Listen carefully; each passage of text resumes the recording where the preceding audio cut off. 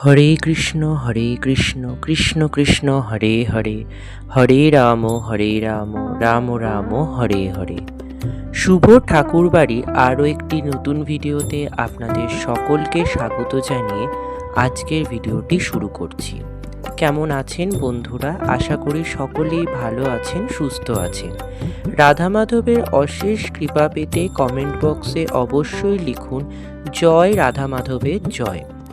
এই পর্বের আলোচ্য বিষয় হল 2026 সালের ফাল্গুন মাসের কৃষ্ণপক্ষের বিজয়া একাদশীর পূর্ণাঙ্গ সময়সূচি। একাদশী তিথি কখন লাগবে, কখন ছাড়বে, একাদশী ব্রত পালনের সময়, এর পাশাপাশি আমরা জানব বিজয়া একাদশীর পূর্ণ ব্রত কথা, মাহাত্ম্য। সবটাই জানব আজকের ভিডিও থেকে। ভিডিওতে যাব, তবে যাবার আগে সকলের কাছে অনুরোধ রইল আমার এই ছোট্ট চ্যানেলটি সাবস্ক্রাইব করে আমার পরিবারে যুক্ত হবার জন্য। আর যারা আগে থেকেই আমার পরিবারে যুক্ত হয়ে আছেন তাদের সকলকে অসংখ্য ধন্যবাদ।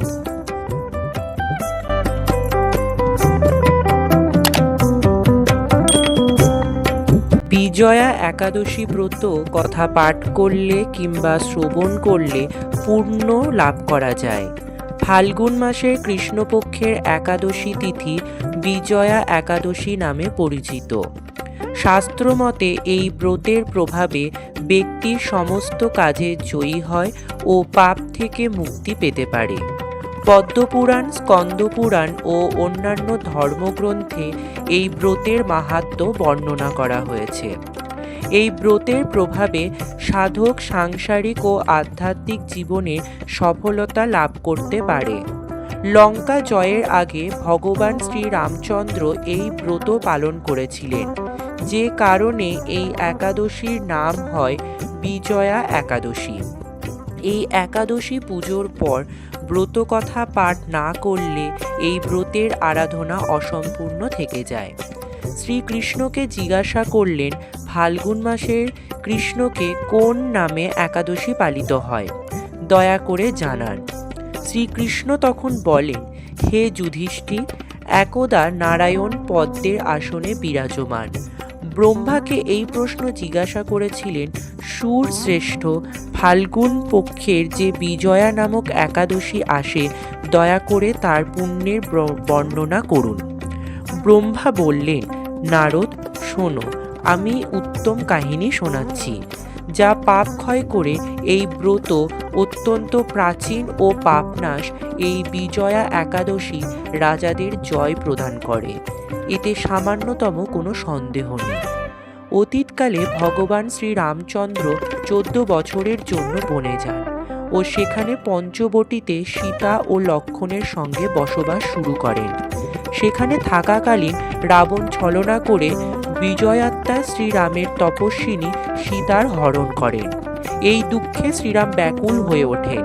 সেই সময় সীতার সন্ধান করতে করতে বনের মধ্যে যান। তিনি কিছু দূর এগিয়ে আহত জটায়ুকে দেখতে পান। এরপর তিনি বনের মধ্যে কবধ্বজ নামে রাক্ষসকে বধ করেন। তারপর সুগ্রীবের সঙ্গে শ্রীরামের বন্ধুত্ব হয়। এরপর শ্রীরাম বানর সেনাকে একত্রিত করেন। হনুমানজি লঙ্কার অশোক বটিকায় গিয়ে সীতার সঙ্গে সাক্ষাৎ করে শ্রীরামের চিহ্নস্বরূপ মুদ্রিকা প্রদান করেন। সেখান থেকে ফিরে শ্রীরামকে লঙ্কার সমস্ত সংবাদ জানান তিনি। হনুমানজির কথা শুনে শ্রীরাম সুগ্রীবের সঙ্গে লঙ্কার দিকে প্রস্থান করেন। সমুদ্রের তীরে পৌঁছেই তিনি লক্ষ্মণকে বলেন, সুমিত্রানন্দন, কোন পুণ্যের দ্বারা এই সমুদ্র অতিক্রম করা যেতে পারে? এটি অত্যন্ত ভয়ঙ্কর ও আঘাত জলজন্তুর দ্বারা পরিপূর্ণ। আমি এমন কোনো উপায় দেখতে পাচ্ছি না যার দ্বারা এটি সহজেই পার করা যায়। লক্ষ্মণ বললেন, হে মহারাজ, আপনি আদিদেব ও পুরুষ প্রধান, পুরুষোত্তম। আপনার থেকে কোনো কিছুই লুকানো নেই। এখানে দ্বীপের মধ্যে বকলভ্য মুনি থাকে। এখান থেকে অর্ধেক যোজন দূরে তার আশ্রম রয়েছে। রঘুনন্দন, সেই প্রাচীন মুনি ঈশ্বরের কাছে গিয়ে তাকে তার উপায় জিজ্ঞাসা করুন।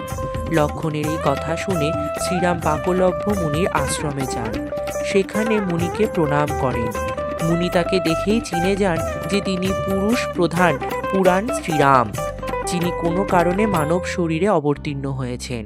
তার আগমনে মনে প্রসন্ন হন ও জিজ্ঞাসা করেন, শ্রীরাম, আপনার আসার কারণ কি?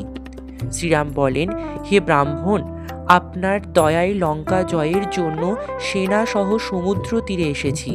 মুই এবার কিভাবে সমুদ্র অতিক্রম করব সেই উপায় জানান। আপনি আমার ওপর দয়া করুন। বাকলভ্য মুনি বলেন, শ্রীরাম ফাল্গুন কৃষ্ণপক্ষের একাদশীতে ব্রত পালন করলে আপনি অবশ্যই জয়ী হবেন।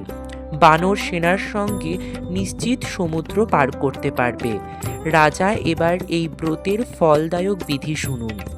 দশমী তিথিতে একটি কলস স্থাপন করুন, যেটি সোনা, রূপো, তামা বা মাটিরও হতে পারে।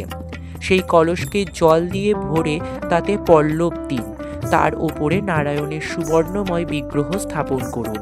এরপর একাদশ তিথিতে সকালবেলা স্নান করে সেই কলসকে পুনরায় স্থাপন করুন। মালা, চন্দন, সুপারি ও নারকেল দিয়ে তার পুজো করুন। কলসের ওপরে সপ্তধান্য ও জপ রাখুন। গন্ধ, ধূপ, দীপ ও নৈবেদ্য দিয়ে পুজো করুন। কলসের সামনে সারাদিন উত্তম কথাবার্তা দ্বারা সময় কাটান। রাত্রি জাগরণ করুন। অখণ্ড ব্রত সিদ্ধির জন্য ঘিয়ের প্রদীপ জ্বালান।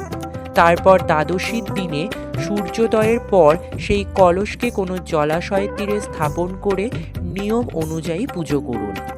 এরপর দেব প্রতিমা সহ কলসকে কোনো বেদজ্ঞ ব্রাহ্মণকে দান করুন। মহারাজ, কলসের সঙ্গে আরও কিছু দান করা উচিত। শ্রীরাম, আপনি নিজের সেনার সঙ্গে এই নিয়মে বিজয় একাদশী ব্রত করুন। এর প্রভাবে আপনি জয়ী হবেন। ব্রহ্মা বললেন, নারদ এই কথা শুনে শ্রীরামচন্দ্র মুনির কথা অনুযায়ী বিজয়া একাদশী ব্রত পালন করেন।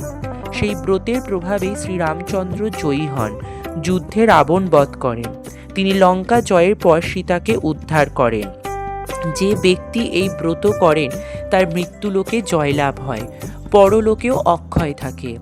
ভগবান শ্রীকৃষ্ণ বললেন, যুধিষ্ঠির, এই কারণে বিজয়া একাদশী ব্রত করা উচিত।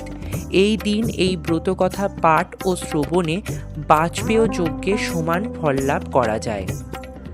2026 সাল ও 1432 বঙ্গাব্দে ফাল্গুন মাসের কৃষ্ণপক্ষের একাদশী বিজয়া একাদশীর পূর্ণাঙ্গ সময়সূচি। একাদশী তিথি শুরু হবে 12 ফেব্রুয়ারি 2026, বাংলার 29 মাঘ 1432 বৃহস্পতিবার দুপুর 12টার পর থেকে। একাদশী তিথি সমাপ্ত হবে 13 ফেব্রুয়ারি 2026, বাংলার 30 মাঘ 1432 শুক্রবার দুপুর 1:57।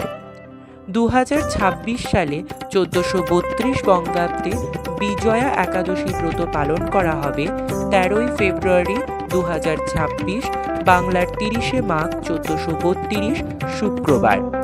বিজয়া একাদশী পূর্ণব্রত পালন করা হবে 14 ফেব্রুয়ারি 2026, বাংলার 1 ফাল্গুন 1432 শনিবার সকাল 7টার পর থেকে সকাল 10টার মধ্যে। আজকের ভিডিওটি এইটুকুই রইল বন্ধুরা। আশা করি আজকে আমার এই ভিডিওটি তোমাদের সকলের ভালো লেগেছে। যদি ভিডিওটি ভালো লেগে থাকে তাহলে ভিডিওটিতে একটি লাইক করে কমেন্ট বক্সে অবশ্যই জানাবে আজকের ভিডিওটি তোমাদের কেমন লাগলো, এবং আমার এই ছোট্ট চ্যানেলটি সাবস্ক্রাইব করে পাশে থাকা বেল আইকনটি ক্লিক করে আমার পাশে থাকার অনুরোধ রইল, যাতে পরবর্তীতে আমার পুজো সম্পর্কিত সমস্ত ভিডিওর নোটিফিকেশন তোমরা সকলেই সবার আগে পেয়ে যাও।